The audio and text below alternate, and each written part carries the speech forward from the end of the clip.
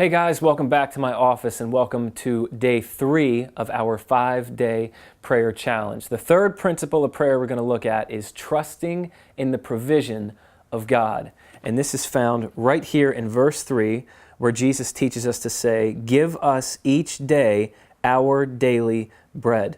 Now, the first thing that I find really interesting about this command is this is the first time in the prayer that Jesus calls us to make our requests known to God, but notice where it lies.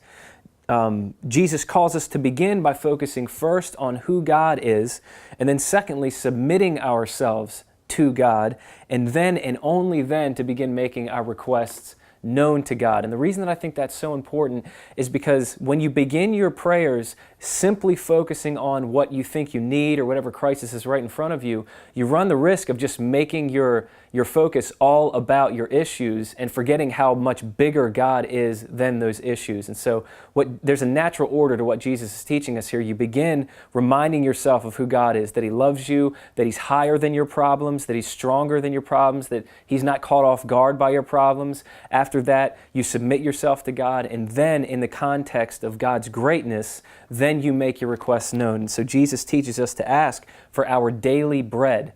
Now, this is not a prayer for luxury. This is not about having a hot tub in your backyard or hitting the lottery. This is a prayer for necessity. And it's a nod to a story back in the Old Testament. In the Old Testament, God delivered His nation, Israel, from slavery in Egypt, and He brought them into the wilderness. And really the biggest challenge for God's people in the wilderness is that they didn't know where their next meal was going to come from. And so what God did is He sent manna from heaven, and every morning it would appear in the grass. And God had a very specific command for His people. He commanded them to gather only enough manna, only enough bread for that day, literally to only gather daily bread. And the reason that God was so specific in that command is because He was trying to teach the nation of Israel, His children, how trustworthy He is and how they can trust in His provision.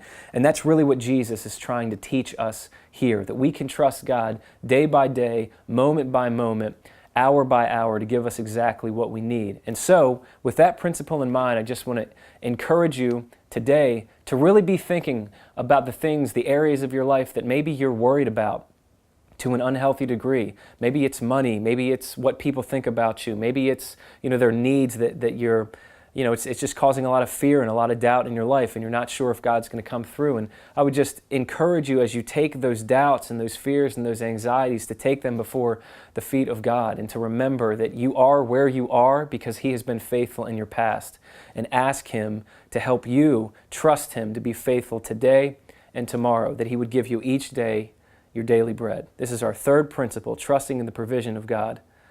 See you tomorrow for round 4.